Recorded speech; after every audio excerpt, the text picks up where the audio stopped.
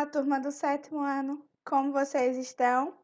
Olha, eu estou muito bem de saúde. Tive um probleminha, tá, nos rins e precisei me afastar umas 2 semanas para fazer um tratamento de um cálculo renal. E hoje estou retomando as minhas atividades profissionais. Estava morrendo de saudade de vocês, né? Mesmo que à distância, mesmo que seja aí essas aulas remotas, mas eu estava sim morrendo de saudade de vocês. Agradeço, né, a todos pelo carinho, pelas mensagens que eu tenha, que eu recebi, né, em torno desses dias aí. Um beijão para vocês. Sejam todos bem-vindos a mais uma aula de arte e vamos começar. Vamos começar nossa aula de arte um pouquinho diferente, tá? Nós vamos estar agradecendo ao Senhor por tudo que Ele tem feito em nossas vidas. A nossa oração de hoje vai ser diferente. Então, que nós possamos estar agradecendo a tudo, todas as maravilhas que Deus tenha proporcionado em nossa vida.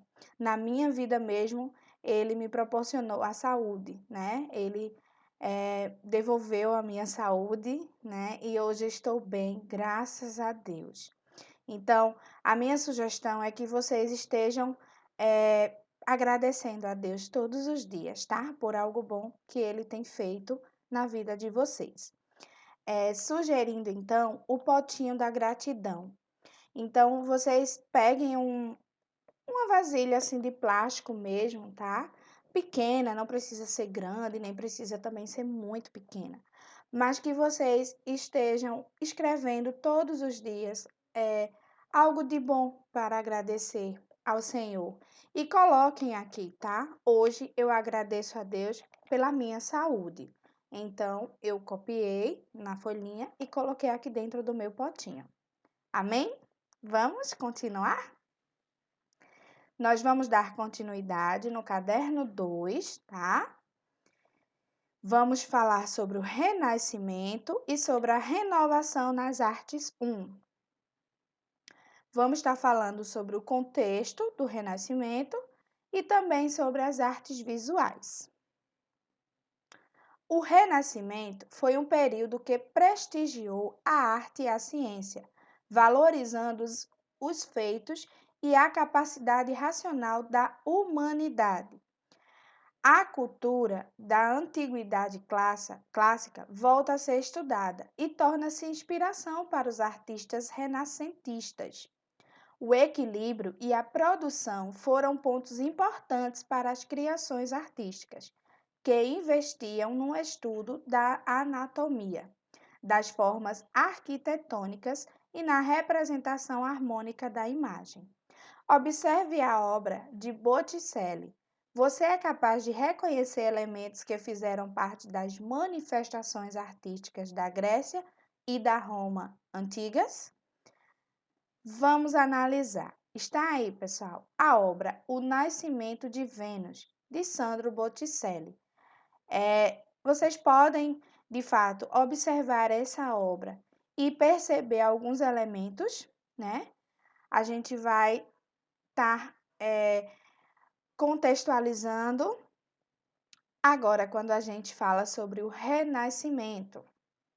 O final do período da Idade Média foi marcado pelo desenvolvimento das cidades, pela migração da população do campo para os centros urbanos e pela ascendência econômica da burguesia.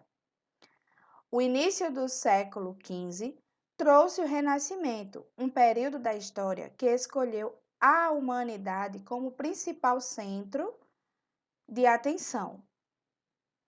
Os renascentistas retomaram os ideais e a estética da antiguidade clássica, junto com aspirações ao desenvolvimento das ciências e das artes. A religião ainda apresentava grande influência na sociedade, mas a concepção do ser humano como o maior exemplo da grandiosidade divina modificou a importância e a forma de representação das figuras sagradas. Além da religião, os renascentistas investiam nos estudos da arquitetura, engenharia, ciências naturais, medicina e artes.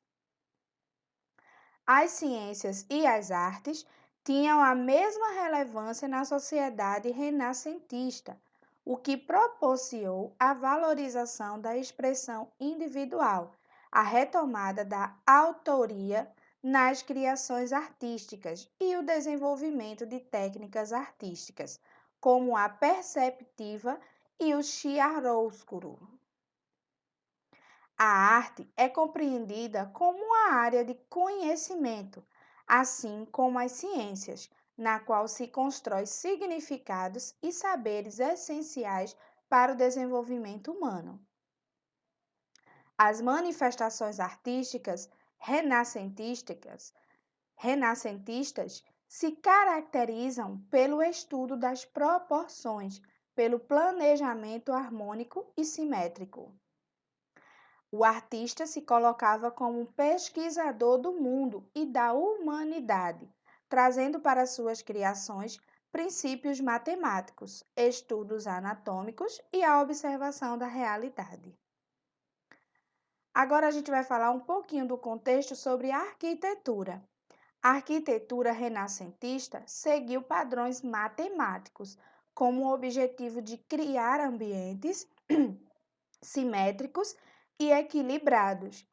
As construções renascentistas foram concebidas para serem espaços geometricamente harmoniosos, sem exageros decorativos ou de verticalização, como ocorreu na arquitetura gótica. Lembra, gente, da arquitetura gótica? Os edifícios renascentistas são elegantes nas formas, apresentam elementos oriundos das arquiteturas grega e romana, como as abóbadas, arcos e colunas. A gente já estudou toda aquela arquitetura gótica, né?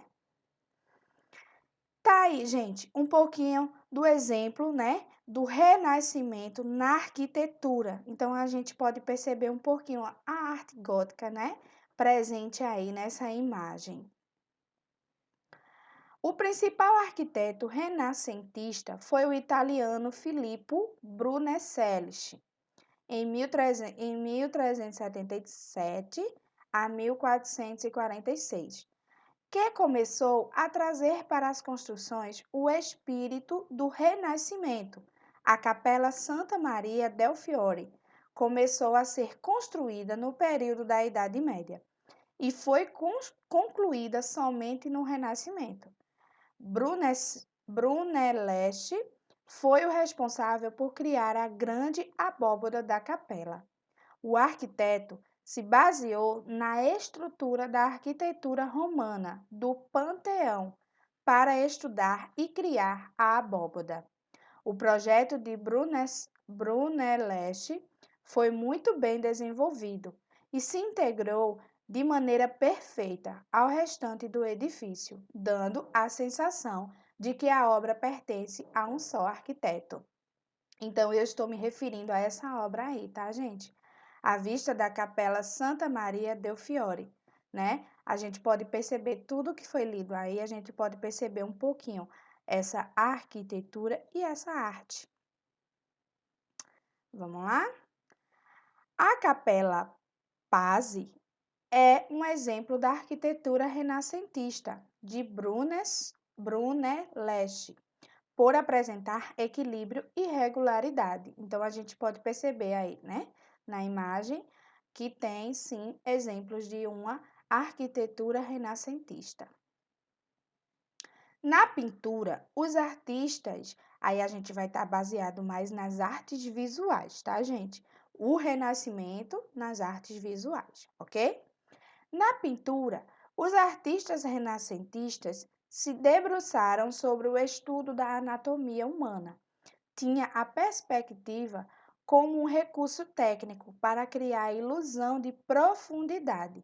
Desenvolveram a técnica de chiaroscuro, aquele que eu falei anteriormente. Então, essa técnica se refere ao claro e ao escuro, em italiano, que proporcionou a gradação minuciosa da luz e da sombra. A gente pode ver aí na imagem, né, no livro de vocês, que realmente as artes visuais está presente, né? E essa técnica chiaroscuro, está relacionada ao claro e ao escuro.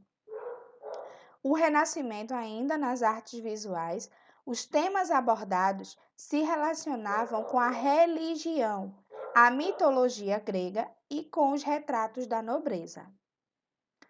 Leonardo da Vinci, de 1452 a 1519, foi um dos maiores artistas que o mundo conheceu e é um exemplo da concepção do ser humano renascentista, um sujeito que transita entre as ciências e a arte.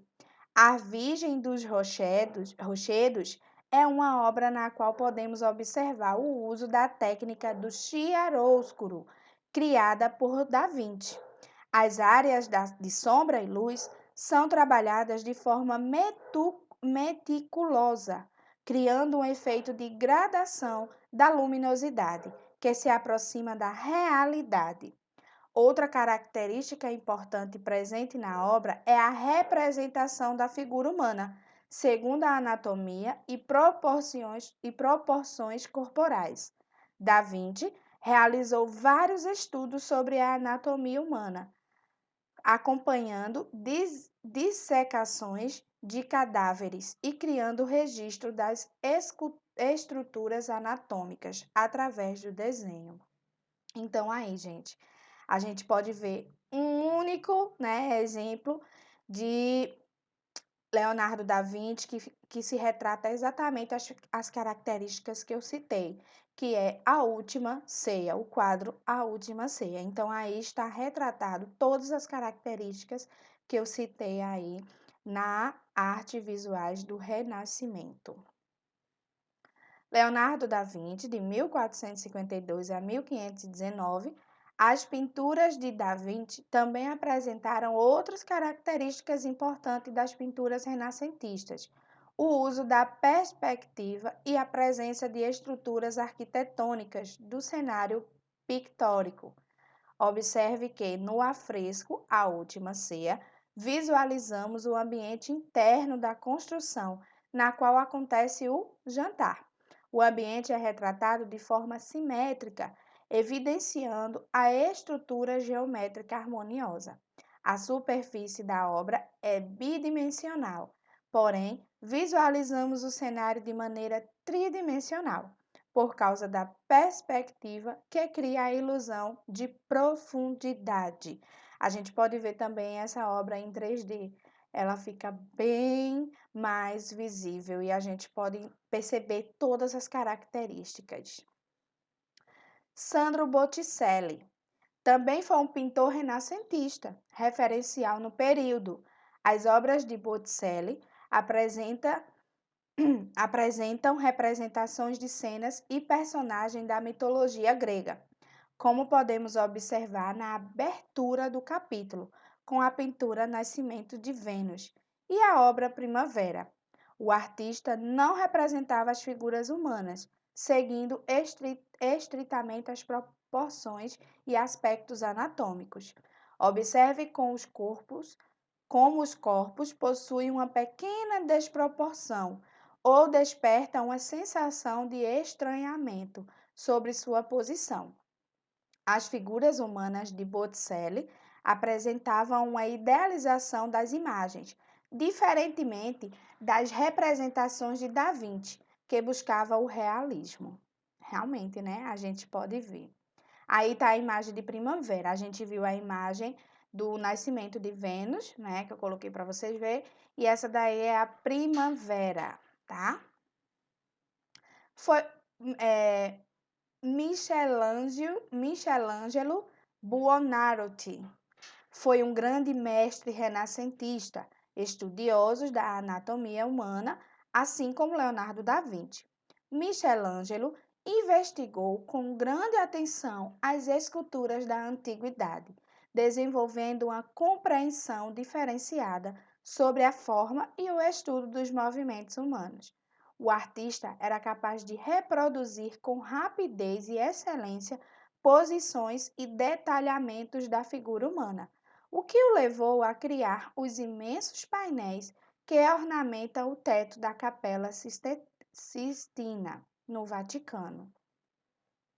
Então, aí, gente, a gente pode perceber, né? O detalhe do teto da Capela Sistina, do Vaticano, mostrando o mural A Criação do Homem, de Michelangelo. Então, a gente pode perceber aí, né? No livro de vocês. Michelangelo também se destacou na criação de esculturas, trabalhando a representação do corpo humano de maneira realista.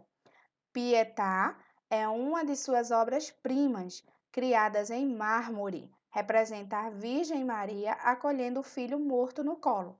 Observe a minúcia da modelagem do corpo de Jesus, o tratamento das vestes de Maria, que auxilia na modelagem corporal, e a expressão singela de dor no rosto da figura feminina.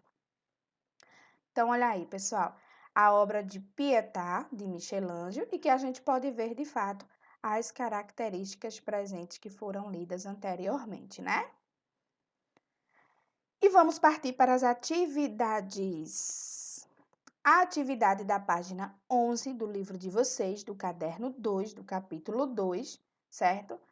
Vocês vão, com base no que você estudou e na apreciação das obras de Brunelleschi, crie um projeto de um edifício que tenha como características a simplicidade, a simetria e a harmonia geométrica. Reflita sobre a função da construção e elabore sua criação com liberdade. A gente pode perceber aí a obra de Brunelleschi, tá? Lá no livro, e a gente vai dar uma observada na toda a arquitetura dela, e vocês irão fazer na página 11 o projeto de vocês, tá? Vão fazer espécie um edifício, usando toda uma arquitetura, vão criar da maneira que vocês quiserem, usando total liberdade para que vocês usem, usando a liberdade para que vocês usem todas as simetrias, arquitetura, linhas, formas, certo? Use a imaginação de vocês, a criatividade, e eu acredito que todos sairão bem. Lá na página 14, inspire-se na obra referencial de Da Vinci, que é a Mona Lisa, né? E na criação inusitada de Vic Muniz, que é a de baixo, para fazer uma produção artística tendo a Mona Lisa como tema. Investigue a composição, as formas e as cores da pintura de Da Vinci. Selecione materiais ou técnicas, como as fotografias, desenho, colagem, vídeos e entre outros, para realizar sua criação. Então, quer dizer o seguinte, tem aí as duas imagens, tá? A de Leonardo da Vinci e tem a criação inusitada de Vic Muniz. Então, vocês vão pesquisar mais fotografias, mais desenhos, mais colagem, mais vídeos, tá? Vocês vão pesquisar na internet, vão investigar a composição, as formas das cores, tá? De cada uma das pinturas, e vocês vão criar a própria criação de vocês, tendo base a Mona Lisa. Então, vocês vão criar a Mona Lisa, desenhar a Mona Lisa, tá? E aí, vocês vão colocar nessa criação de vocês algo que vocês investigaram, como uma composição, uma forma, uma cor, tá? Da maneira que vocês fizerem, vai estar caprichado, eu tenho certeza, e vai estar correto, ok? Bom, pessoal, fiquem com Deus. Espero que vocês tenham gostado, tá? Um beijão para vocês. Deus os abençoe e até a próxima aula.